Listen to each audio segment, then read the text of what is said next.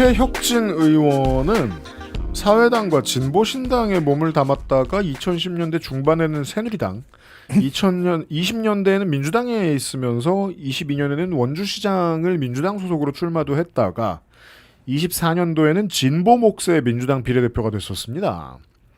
원래 복당하기로 했던 기본소득당으로 가지 않았는데 이것 때문에 여당이 좀 난처해져서 이분의 복당을 받아주지 않는 바람에 현재까지는 민주당도 가지 못하고 무소속입니다만 전당대회 전국에서 사실상 여당 의원으로 분류하는 언론인도 많습니다. 사이다 발언으로 유명해지신 분이고 원주 지역에서는 생협 활동으로 커리어를 쌓아온 걸로 알려져 있습니다. 그런데 이분이 의원이 된 이후에 본인이 몸담았던 지역의 사회적 경제계를 속된 말로 저격하고 있습니다. 부패를 지적당한 곳이 부패했으면 그건 괜찮은데 그렇지 않다는 반론이 있어서 좀 들어볼까 합니다. 부패를 지적당한 곳이 부패를 안 했으면, 즉 메시지가 이상한 거면 메신저를 의심해 봐야 될 수밖에 없습니다. 이 문제를 방송에서 다루신 원주 아는 척 채널의 전우재 책임 PD를 모셨습니다. 어서 오십시오. 네, 반갑습니다. 긴 시간 오시느라고 수고 많으셨습니다.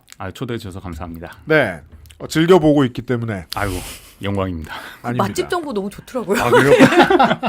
자주 다루겠습니다. 네. 저는 저 아카데미 극장 저 폐관 네. 문제 때문에 저도 어릴 때 추억이 서려 있던 곳이기 때문에 예.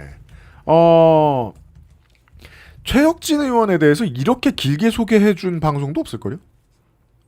그 너무 최혁진 의원한테 슬픈 질문이다. 그리고 또 하나 생협 전문가인 정은정 선생도 모셨습니다. 네, 오늘 도움 제가 말씀 주시겠습니다. 부담이 없지는 않습니다. 뭐 간단한 설명드리면 최혁진 의원의 부친이 원주 한살림의 일종의 그 시조새 같은 그래서 상당히 그 지분이 있죠. 그래요. 그리고 예전에 서강대에서는 대학생협의 이사장이었던가 같은 걸 해서 오랫동안 좀 생협 활동을 해서 뭐 적어도 생협 그리고 사회적 경제에서는 잘 안다. 잘 아는 사람이어서 공격 포인트도 잘 알 것이다. 예, 이 정도는 저도 사전 지식으로 알고 있습니다. 제가 알기로 한살림이 거의 원주에서 시작한 예, 그렇죠. 지학순 주교부터 해서 뭐 거기서 다 그 장일순 선생님부터 해서 거기서 예전에 구 원주역에 가면 이 지역의 큰 인물로 한살림을 창립한 장일순 선생, 지학순 주교 이렇게 얼굴들이 있었거든요. 그 중에서 최혁진 의원 부친도 큰 지분을 갖고 있습니다. 그렇다면 국회의원 시기나 됐으니 생협 출신 인사 중에 거의 대표성이 있는 인물이 된 거예요. 최혁진 의원은. 사실상 그렇죠. 그런 네. 몫으로 간다라고도 또 여길 수도 있고요. 사회적 경제 쪽에서는. 근데 이분이 요즘 쉬지 않고 저격을 하시던데 뭘 비판한 거고 거기에 대한 반박은 뭐가 있을지 설명을 좀 듣겠습니다.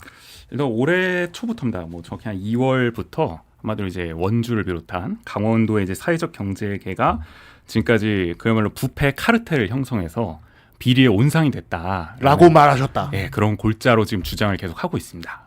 그래서 예를 들어 크게 보면 세 가지인데요. 뭐 채용 비리 그동안 그리고 보조금 비리, 네. 그 유착 의혹. 그러니까 우리가 흔히 생각할 수 있는 어느 부패 카르텔의 대표적인 그런 비리들이 다 채용 비리, 저질러졌다. 유착 의혹, 보조금 비리. 네. 그렇게 하면서 이제 이런 말도 최근에 유튜브 게시물에 썼어요. 6월 29일에 그 당시에 이제 한국 대표팀이 이제 월드컵에서 탈락하면서 네. 축구협회 이제 부패 카르텔이 이제 화제가 되니까 거기를 사회적 경제계랑 빗대면서 그 사회적 경제계도 마찬가지다 현재. 그래서 10여 년 동안 수백억 원의 공공재정이 투입됐지만 현장은 정책의 성과를 체감하지 못했다.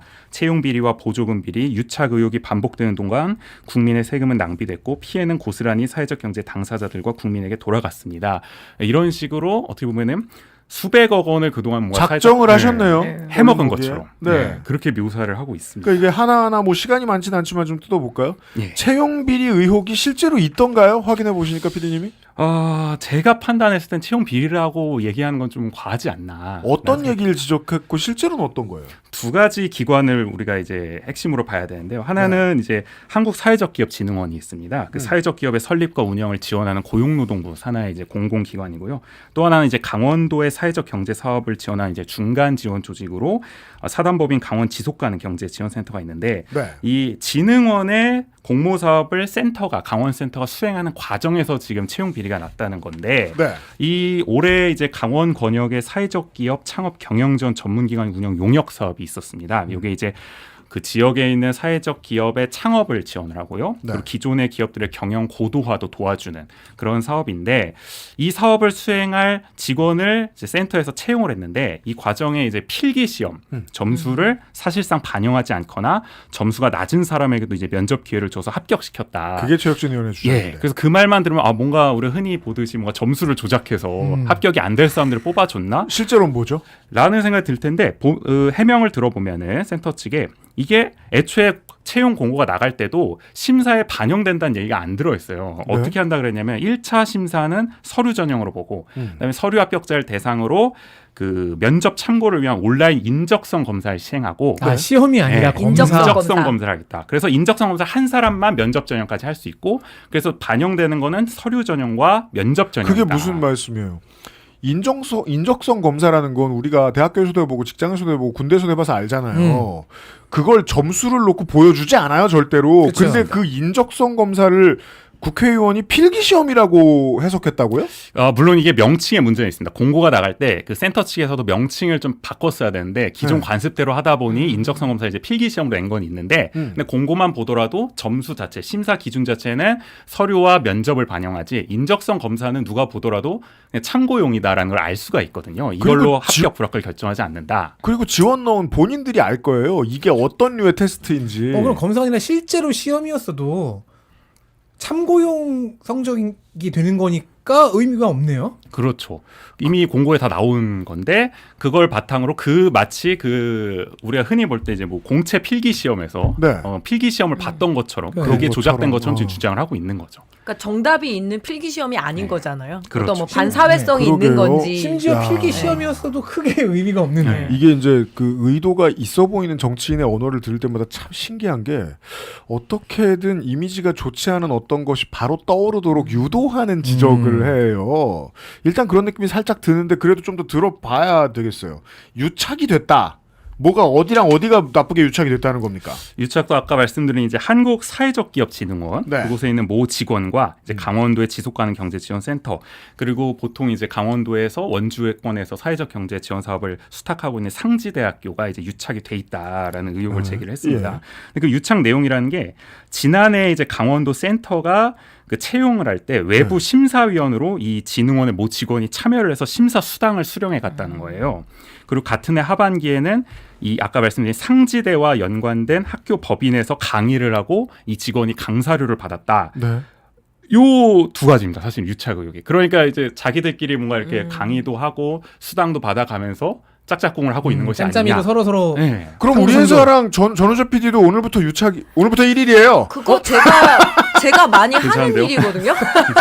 제가 예전에 천안에서 사회적 기업 운영했었잖아요. 유착의 화신. 예비 사회적 기업. 그러면은 그 지역의 충남권역에 다른 데도 심사를 하는데 이게 꼭 심사가 떨구기 위한 게 아니라 좀 이 서류를 좀 봐주는 역할들을 좀 같이 하는 거거든요. 그리고 그 수당 때문에 했다라는 건 수당이 참 미미합니다. 아니, 네. 네. 거마비도 안 나옵니다. 그러니까 아직까지 머리에 물음표가 떠 있긴 한데 그걸 다 들어보긴 해야 되니까 보조금 비리와 횡령 의혹도 제기하셨다는 거 아니에요, 최혁진 의원이? 네. 이건 뭐예요? 보조금은 이제 그동안에 강원도에서 이제 사업비를 그 강원센터가 받아왔는데 그 사업비로 채용된 인력이 별도의 외부 수익 사업을 수행하고 여기서 발생한 수익을 센터에 귀속하지 않고 직원 개인에게 배분이 된 정황이 있다라고 주장을 하고 있습니다. 근데 그게 무슨 얘기예요, 그래서 실제로? 이 얘기만 들으면은 우리가 흔히 아는 뭐 직원을 예를 들어 센터장인 개인 업체, 뭐 개인 건설회사나 이런 곳에 사적으로 동원을 했나 그러니까요. 인건비는 그렇게 도비로 들리잖아요. 채용을 하고 그게 아니라 원래 이제 맥락이 뭐냐면 센터에서 주는 연간 사업비가 뭐 올해 기준으로 7억 원 정도 수준으로 굉장히 적습니다. 직원은 거의 10명, 20명 사이인데 그래서 인건비를 충당하기도 어렵다 보니까 그동안 센터에서는 어떻게 하냐면은 직접적으로 발품을 판 거죠. 사회적 기업과 경제와 관련된 사업을 자체적으로 발굴을 하고 국비도 따오려고 계속 돌아다니고 투자자를 모았군요. 그렇죠. 그걸 잘하면 유능한 사회적 맞습니다. 기업이라고 그러니까 하죠. 예. 이제 이런 데에 국비 같은 게 적게 책정돼 있으면 책정돼 있으면 뭔가를 만들기도 해야 되고 그 일에 참여한 사람들이 필요해서 박봉으로 일을 하게 되는데 사회적 경제를 만드는 게 어차피 대의면 사업이라도 만들어내가지고 돈을 직접 벌기라도 하자. 그렇죠. 그건 좋은 것 같은데.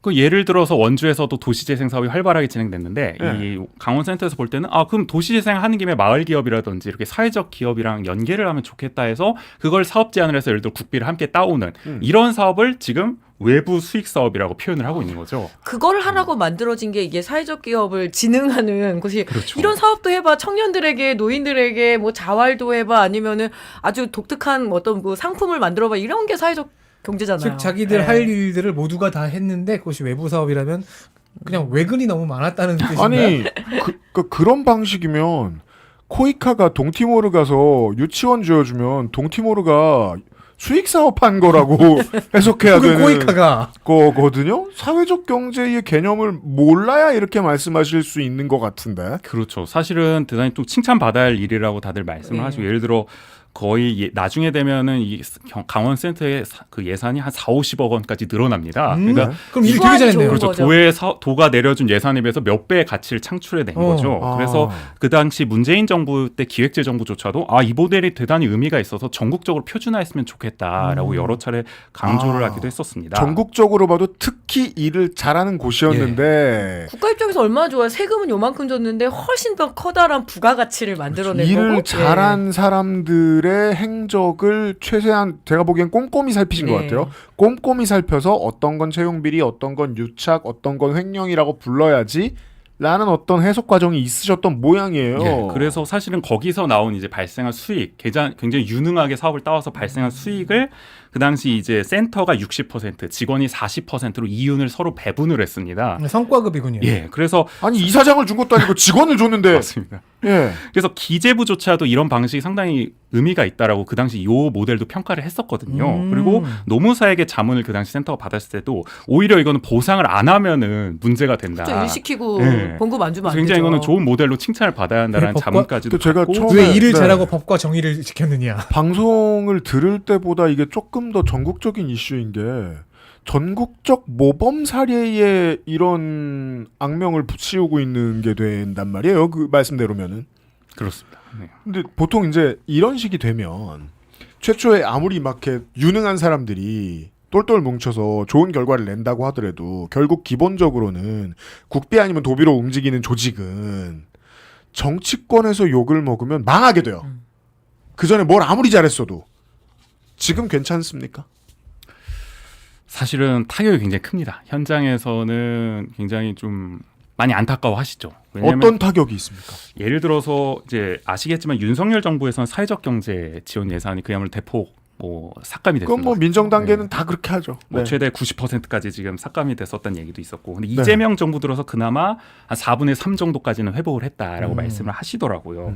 그래서 지원이 늘면서 다른 지역에서는 이런 무너진 생태계를 다시 열심히 복구를 하는 중인데 역설적으로 지금 강원도와 원주는 한 발짝도 못 나가고 있는 상황이죠. 왜냐하면은 최혁진 의원이 이렇게 비리 의혹을 제기하다 보니까 강원도도 계속 눈치를 보면서 사업 집행이라든지 예산 집행, 진흥원도 마찬가지고요. 계속 중단을 하다 보니까 이재명 정부 들어서 사회적 경제 회복할 수 있는 기회를 다 놓치고 윤석열 정부보다도 오히려 지금 더 위기에 놓여 있는 사회적 경제 흘러가는 그러니까 이게 상황이. 민주당 정부가 들어오면 최소한 그러니까 뭐 대통령이 시켜서 일사불란하게 그게 아니라 일반적인 민주당 정치인의 컨센서스가 그게 시의원이든 도의원이든 아니면은 도에 있는 국회의원들이든 우리 당은 원래 사회적 경제를 키운다라는 합의가 그동안 꾸준히 있어 왔으니까 국민주권 정부가 들어오자마자 다시 예산을 복원시켜주고 했었던 건데 그걸 중간에 이 말 몇 마디로 꼬꾸라뜨렸다라는 거예요. 그리고 이 전국의 사회적 경제 영역에 있는 사람들은 뭔가 선진지 견학을 가게 되면 늘 원주를 갔어야 됐거든요. 아 그래요? 예, 의료사업부터 해서 아주 다양한 활동들이 그러니까 이게 잘 되기 때문에 거기 가서 벤치마킹을 해야 되는 입장이었거든요. 뭐 생협이든 의료협동조합이든 우리가 가끔 이제 동네에서 보는 어르신 씻겨드리는 차 뭐 운영하는 그런 문제까지 회사들. 해서, 예. 그러니까 자본주의 시장에만 맡겨놓으면 나올 수 없는 어떤 수익 사업 네. 같은 것들을 공공의 책임을 분담한다는 뜻에서 이쪽도 돈은 버시고 대신 국가도 지원하고 도도 지원하는 사업들이잖아요. 이런 사업들을 거의 전반에 걸쳐서 뭐라고 해야 될까요? 명예를 깎는 이런 행위를 하신 건데 그렇죠. 의원님이 이게 어려운 질문입니다. 왜냐하면 들으면서도 답답하긴 한데 물음표만 계속 떠 있는 거예요. 왜 이러셨을까? 그 답은 정말 저도 지역에서 계속 활동하시는 분들께 여쭤보고 있는데 이분은 심지어 원주에서 이 일을 하셨던 분인데. 맞습니다. 예. 그래서 다들 하시는 말씀이 왜 이런지 모르겠다. 사실은. 아직도. 예. 그러니까 알만한 사람, 그러니까 전혀 뭐 이 생태계를 모르는 의원이 이런 의혹 제기를 하면 또 그냥 몰라서 뭐 그런가 왜 보다. 하셨고. 예전에 뭐 환경 카르텔, 뭐 건설 카르텔 얘기하듯이 그냥 뭘 모르고 하는 소리구나라고 할 텐데 이 바닥, 이 원주란 지역 너무나 잘 아는 사람이 이런 얘기를 하니까 더 사실 배신감을 느끼고 지금 분노를 하고 계시는 건데 뭐 말씀하셨다시피 2000년대에 그 최혁진 의원은 그 지역에서 정말 대표적인 활동가였습니다. 그 당시에 뭐 사회적 경제에서 뭐 원주 의료생협의 뭐 전무이사를 맡기도 했었고 원주 사회 협동사회 경제 네트워크 정책위원장도 맡았고 그러면서 원주 시민 운동가상까지도 받았어요. 그래서 이제 걸출한 활동가로 명망이 높았었는데 근데 이분이 정치권으로 가고 나니까 갑자기 이제 이 부메랑을 트는 게 사실 두 가지로 좀 추측을 하시는 것 같습니다. 그 사이에 있었던 일들이 하나는 좀 개인적인 좀 뭐랄까요 사적인 감정, 복수심이 좀 들어가 있는 거 아닌가라고 얘기하시는 분들이 있으세요. 복수요? 예. 그 이제 몇 년 전에 그 원주의 대표적인 이제 협동조합이 이제 원주 의료 사협과 그 아이쿱이라는 또 협동조합이 있습니다. 아이쿠는 되게 유명한데. 네, 아이쿱에는 특히 이제 최혁진 의원과 배우자가 이제 깊숙이 그동안 관여를 해왔던 배우자까지요? 예, 조직입니다. 근데 원래 이 의료사역과 아이쿱이 몇 년 전에 통합을 하려고 했어요. 네. 어떻게 보면 더 규모를 키워서 충주 제천까지 예. 같이 하려고 했었죠. 지역을 넘어서 그렇게 다 하려고 했는데 이게 어쨌든 좀 무산되는 과정이 있었습니다. 결과적으로 네, 네, 네. 잘 안 돼서. 근데 그 통합 무산에 대한 책임과 원인을 의료사역, 즉 현재 원주의 사회적 경제 생태계로 좀 돌리고 있는 거죠. 최혁진 의원 입장에서는. 그러니까 이게 그러면 본인 탓이었을 본인이 본인이 큰 역할을 했을 가능성이 높네요. 관여하고 있는 조직이 있고 그 유명한 아이쿱 생협 그리고 원주에서 이미 잘 되고 있는 또 다른 큰 사회적 협동조합이 있었는데 사회적 경제 협동조합이 있었는데 더 커질 뭐 M&A인지 모르겠습니다만 의도가 더 커지려고 하는 어떤 원대한 꿈이 있었던 것 같은데 그게 중간에 엎어졌고 그걸 반대편 조직에 탓을 하신 적이 있는 것 같다. 예, 그러면서 결국엔 원주의 사회적 경제 생태계가 기득권 카르텔화 돼 있다 보니 이 통합도 안 되고 이거를 결국에 쇄신을 해야겠다. 그건 보통 정치인이 자기가 공천 못 받았을 때 하는 소리잖아요. 그렇지. 나 안 뽑은 놈 부패 카르텔. 나를 공천하지 않았으므로 이 정당의 공천 관리는 그래서 문제 복수라는 있다. 단어를 쓰셨군요. 예. 그리고요. 그리고 또 하나는 역시 본인의 정치적인 목적이 크지 않겠냐라고 많이 얘기를 하시더라고요. 이걸 해서 무슨 정치적인 목적을 이룰 수 있죠? 일단 최혁진 의원은 현재 무소속이고 지역구가 없는 비례대표인데 네. 다음 총선 때 어쨌든 지역구를 정하려면은 아무래도 원주로 할 수밖에 없을 겁니다. 본인의 뭐 고향이기도 하고 초중고를 이미 다 원주에서 민주당에서 원주시장 경선에 나간 적이 있죠. 떨어졌지만. 네. 맞습니다. 그런데 지금 지역에서는 사실 앞서도 말씀드렸지만 사회적 경제, 본인의 기반이 돼야 될 사회적 경제 생태계도 그렇고 네. 최혁진 의원에게 우호적이지가 않은 거죠. 분위기 자체가. 원래 밀어줘야 되는 예. 집단이 지금은 완전히 등을 돌렸기 때문에 아예 그냥 눌러버리는 그런 맞습니다. 좀 전략을 짠 걸까요? 그러니까 이게 그 보통 우리가 지금 뭐 민주당 전당대회 때문에 요즘 이런 거 들여다보시는 분들 많은데 내가 가질 수 없는 지지 세력이면 부숴버리는 전략을 쓸 수도 있죠. 그것도 정치인의 택틱 중에 하나죠. 그걸 하는 걸로 보는 분들이 있다. 맞습니다. 원주에서는. 사실은 그 원주시장 경선에서 떨어진 이후에도 그 당시에는 이제 사회적 경제에 있던 계신 분들이 많이 도와줬는데 그렇죠. 서로 좀 감정의 골도 생겼다고 하더라고요. 아, 그러다 하다 보니까 보면 뭐, 그때 네. 그런 감정도 있을 거고 네. 결국에는 이들이 나의 지지 기반이 될 수가 없겠구나라는 생각도 있어서 결국에는 이 사회적 경제 판을 본인 중심으로 좀 재편을 해서 어떻게 보면 자신의 정치적 기반으로 삼아야 되는데 전국적으로 그렇게 하는 과정에서 일단 첫 번째 타깃으로 소위 말해서 뒤집어야 되는 게 부숴야 되는 곳이 앞서 말씀하셨다시피 좀 사회적 경제의 어떤 중심지 성지로 불리는 원주가 될 수밖에 없는 거죠. 본인의 고향이기도 하고. 근데 그런 거면 좀 심하게 비감한 것이 이게 뭐 기업 출신 정치인도 있고 뭐 군인 출신도 있고 검찰 출신도 있고 그렇지만 생협 출신, 사회적 경제 출신은 진짜 드물잖아요. 근데 다른 출신들은 정치 싸움이 익숙한 사람들이라는 거 알겠어요. 근데 요 몇 년 정도 뭐 혹은 자기 인생을 털어서 생협에 바치고 사회적 협동조합이나 사회적 기업을 만드는데 열심히 해온 분들은 그 누구보다 술 수 없는 인생들이거든요. 대책 없이 순진한 사람들이 가장 많거든요. 비율상. 옛날에 계량으로도 욕을 먹죠. 지금 이 계급 투쟁을 해야 되는데 이렇게 국가와 사회에 협력해서 그 너네 계량이야 막 이런 욕까지 먹으면서도 돌파해온 세계거든요. 가장 순박한 시민연대들이에요. 그 사람들한테는 생협 사무실이 혹은 생협의 현장이 나한테 가장 마음 편한 곳인 분들이 되게 많을 거예요. 그렇죠. 그분들의 삶의 터전이나 뭐랄까 그 애정을 주고받는 집 같은 곳들을 날려버리는 대가로 본인의 정치적인 입지를 다지겠다는 게로밖에 안 들려요. 근데 이렇게 원주의 그 사회적 기업 생태계를 파괴해 놓고서 자신의 네트워크 조직을 집어넣을 역량은 또 있을까요? 저는 의심스럽거든요. 사실 거기에도 좀 의문부가 달린 지점이 있고 그리고 사실 전에도 비슷한 걸로 좀 유형은 다르지만은 본인의 정치적으로 삼았던 일이 과거에 문재인 정부 시절에 최혁진 의원이 보훈복지의료공단 상임 관리이사를 맡은 적이 있었습니다. 감사도 아니고. 네, 이 당시에 그 내부 고발을 한번 한 적이 있었어요. 그래서 그 안에서 뭔가 부적절한 네. 그 비리들이 있었다. 네. 그래서 그거를 이제 터트려서 어떻게 보면 그 이력과 이미지를 바탕으로 원주시장에도 도전을 하고 데자뷰가. 네, 총선 공천까지도 사실 받은 측면도 있거든요. 청렴한 우리가 해봤던 일이라고 해석할 수도 있군요. 그러니까 좀 잔인하긴 한데 우리가 그 전에 누군지 잘 몰랐다가 내부 고발 이후에 공천을 받는 사람에 대해서 100% 협력과 연대의 시각으로만 보는 건 건강하진 않습니다. 제가 정치를 오래 본 바. 아, 그랬군요. 그래서 내가 잘 아는 곳까지도 나는 메스를 들이댈 수 있다. 이미지 이런 이미지에 본인이 좀 취해 있다라고 좀 평가하는. 그런 다음에 분들이 새누리당 가서 떴단 말이에요. 그리고 네. 그리고 기본소득당의 추천으로 이제 더불어 시민당의 네. 그 비례대표 후보가 된 다음에 승계받았잖아요. 네.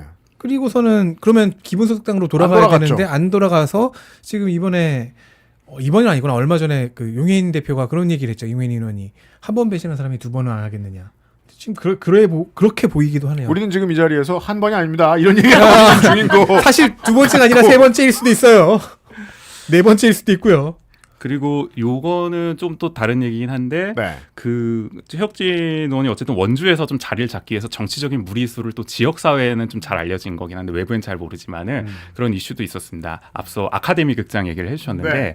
그 지난 그 국민의힘 시정에서 그 한국에서 어떻게 보면은 가장 오래된 원형을 간직한 단관극장 이제 아카데미 극장을 이제 그렇죠. 철거하는 일이 있었습니다. 원래 네. 그전 민주당 시정에서 시민들이 보존 운동을 벌여서 이제 보존이 확정된 것이었는데, 근데 그걸 뒤집는 과정에서 시민들이 이제 반대를 하다 보니 그 당시에 이제 원광수 국민의힘 원주시장이 그 시민 24명을 고발을 했습니다. 네, 그랬죠. 네. 법정에 세웠어요. 그래서 그 당시 시민들은 법정 판결을 통해서 본인들이 이제 정당성을 입증하려고 했던 거죠. 이 투쟁이 불법이 아니고 정당했다. 일단 다 무죄 나오잖아요. 네, 맞습니다. 그래서 결과적으로 이제 무죄가 나왔는데 그 과정에서 어떤 일이 있었냐면 최혁진 의원이 갑자기 뜬금없이 1심 판결이 나오기 한 열흘 전쯤 원광수 시장을 찾아가서 네. 시민들에게 처벌 불원서를 써달라. 그래서 이제 용서와 화합의 시대로 나가야 하지 않겠냐. 네. 만약에 대승적이고 전향적으로 처벌 불원서를 써주면 이재명 정부에서 원주를 전폭적으로 지원해주겠다. 네. 이런 말까지 하면서. 뭐야 마지막이 뭐 이상한데요? 네, 네, 사실 본인은 무소속 의원이긴 한데. 그 전까지 괜찮은데 왜 그런 약속을 해줄 네. 수 없는 위치잖아요. 근데 이제 그런 얘기를 하는 게 이제 그 당사자들 입장에서 시민들 입장에서 굉장히 분통이 터졌던 게 네. 사실 원광수 시장과 화해를 할 상황이 아니고 이 워낙에 이젠 돌이킬 수 없이 왜냐하면 시민을 적으로 이미 몰아세웠기 때문에 법정 판결을 통해서 시정의 잘잘못을 가리고 그것을 통해서 정당성을 입증하려는 상황이었는데 갑자기 알겠네요. 시장한테 찾아가서 용서를 하고 화합으로 가자. 시민들 용서해달라. 이런 식으로 표현을 하는 게 사실은 굉장히 좀 기분이 나쁜 상황이었죠. 그렇죠. 그리고 그 과정에서 시민들과 전혀 합의도 없이 최혁진 의원이 그냥 독단적으로 시장을 그러니까 찾아가서 그렇게 분노했고 진행했습니다. 피해를 실제로 본 시민들하고는 대화가 없는 상태로 전혀 없었습니다. 예. 그러면 보통 그렇게 스토리가 어긋난 중재판에서는 정치에서는 중재자만 광팔고 가는 판인데 맞습니다. 그렇게 들리네요. 그리고 결과적으로 이제 무죄 판결에서도 재판부는 결국은 원주시가 잘못을 했기 때문에 시민들이 막을 수밖에 없었다. 정당성을 실질적으로 입증을 해줬거든요. 네. 그러면 결국에는 처벌 불원서는 전혀 도움이 안 된 거였고, 근데 그럼에도 불구하고 최혁진 의원은 본인이 이렇게 대승적인 전향적인 결정을 제스처는 얻어냈다. 취할 그 수 캐릭터를 있었네요. 만들었겠네요. 그거를 만들어내면서 정치적인 자산으로 삼으려고 내가 이렇게 중재까지도 잘 잘 설 수 있는 사람이다. 그런데 황당한 거는 그보다 앞선 한 2년 전쯤에 지역 언론에 원주투데이라는 지역 언론에 최혁진 의원이 기고한 걸 보면은 그 당시에는 오히려 민주당이 원광수 시장과 지역에서 제대로 싸우지 못한다. 얌전한 고향이다. 왜 자꾸 원광수 시장과 타협하려고 그러냐. 본인이 2년 전에 그런 말을 썼거든요. 그런데 자꾸 타협하려 해. 네. 그러면 나도 타협할게. 근데 2년 뒤에는 정말 민주당 그 당시 민주당조차 하지 않으려고 했던 타협의 시도를 최혁진 의원이 해서 본인의 정치적인 자산을 가져가는 결과를 낳은 거죠. 그렇다면 그건 우리가 중앙 정치에서 봤던 최혁진 의원의 이미지하고 지금 거의 같잖아요. 그러니까 정치 못하는 법사위에 처음 들어갔을 때 세상 본 적 없이 가장 강경한 검찰개혁주의자 캐릭터로 자리가 잡힌 뒤에 총리실의 의사를 어떻게 읽었고 총리실과 어떠한 교감이 있었는지 모르겠지만 갑자기 변하죠. 보안수사권 폐지 문제에 있어서 갑자기 표변한 모습을 보이죠. 좀 뜬금없는 얘기인데 얼마 전에 제가 이제 정의당의 지지난번 13번 비례대표 의원들에 대한 사실상 전 비난을 했다고 자인할 수밖에 없습니다. 비난을 했을 때 어떤 분이 항의를 하셨거든요. 류호정 의원은 혼나도 싼데 장혜영 의원한테 왜 그러냐. 장혜영 의원은 아직도 열심히 지역에서 활동하고 있고 당당한 페미니스트죠. 그런 분들한테 드리는 말씀은 똑같거든요. 말 말고 행동을 확인하시라. 결국 급할 때 이낙연을 찾아갔다는 건 변하지 않는다. 이런 문제가 좀 슬픈 얘기인데 저를 흥미롭게 합니다. 여기서 흥미는 이제 하우스 박사의 흥미입니다. 근데 정치를 하시면서 쌀밥의 저도 흥미 아니고? 그런 흥미를 갖고 있어요. 왜냐면은 제가 최혁진 의원 기억하는 것 중에 하나가 작년 국정감사 때 제가 작년에 국정감사 방송을 안 했잖아요. 그래도 하던 가라가 있어서 봤는데 주진우 의원이 발언을 하고 있을 때 네. 바로 옆에 이러고 있었어요. 왜 정들겠다. 네, 주진우 의원이 이쪽을 막 이렇게 발언을 하고 있는데 주진우 의원 화나게 하려는 네. 액션을 하셨죠. 근데 퍼포먼스를. 이런 퍼포먼스를 또까지도 이렇게 김진희 PD가 찾아냈네요, 저거. 네. 빨리도 찾아내요. 그러니까 정치를 잘 못한다. 정치를 하는 것의 코드를 잘못 잡았다고. 저도 저거 보고 느껴져요. 체온 좀 내려갔어요. 국민들이 원하는 건 혹은 국민들한테 진짜 필요한 건 저게 아닌데. 저거라고 그리고 생각하는 것 같아요. 저도 저 사진을 보고 생각했던 게 있거든요. 저 감각 뭐지? 저거 꼭 좋은 거 아닌데. 그 감각과 선택의 기로에 대한 문제를 설명해 주는데 최혁진 의원이 생각보다 꽤 흥미로운 캐릭터인 것 같아서. 심지어 저기서 이제 주진우 의원이 결국 화를 내니까 경청하려고 했습니다. 그리고 그걸 가장 지적으로 자세히 들여다본 분 중에 전호조 PD가 책임 PD가 계신 것 같아가지고 오늘 모셨습니다. 근데 개인적으로 답답하시겠어요. 아까 원광수 시장 얘기도 했지만 네. 원주에서 보는 정치인들 중에 만족스러운 사람이 별로 없어요. 저런. 방송할 거리는 많으실 텐데 네, 정말 답답해요. 이슈는 많은데 할 때마다 좀 속이 네. 터질 때가 많습니다. 그러니까요. 원주에 괴로운 일이 잦을 텐데 그때 또 모시게 될 걸로 보입니다. 그런 생각이 드네요. 시민사회가 그래도 강한 지역이잖아요. 그러니까요. 특히 한국에서 수도권을 벗어난 지역에서 그 강한 시민사회 그거를 정치인들이 원하지 않는다라는 것을 확인할 때마다 많이 씁쓸해요. 진짜로 저 옛날 시장이 아직도 잘 되는 동네잖아요. 원주 시내가. 네. 2층에 가면 다른 도시들하고 마찬가지로 저 청년몰들이 있거든요. 1호시장, 근데 중앙시장. 제일 잘하는 데가 원주예요. 사람들 발길 제일 안 끈이고 단골 손님 되게 잘 관리하고. 만두축제. 뭐라 그래야 되나? 시민사회가 끈기가 있다고 해야 되나? 그 퀄리티를 정치인들이 너무 못 받쳐주기 때문에. 거긴 역사가 있기 때문에 그리고 서사가 있는 지역이잖아요. 그거는 네. 시민들의 자산인데 몇몇 정치인이 자기들 걸로 이렇게 사유화해서도 안 되는 문제고요. 예. 맞습니다. 또 뵐 수 있을 것 같습니다. 여러분 유튜브에서 혹은 팟캐스트도 업데이트 되죠? 예, 그렇습니다. 네, 원주 아는 척을 검색하시면 됩니다. 전우재 책임 PD 오늘 반가웠습니다. 또 뵙겠습니다. 감사합니다. 고맙습니다.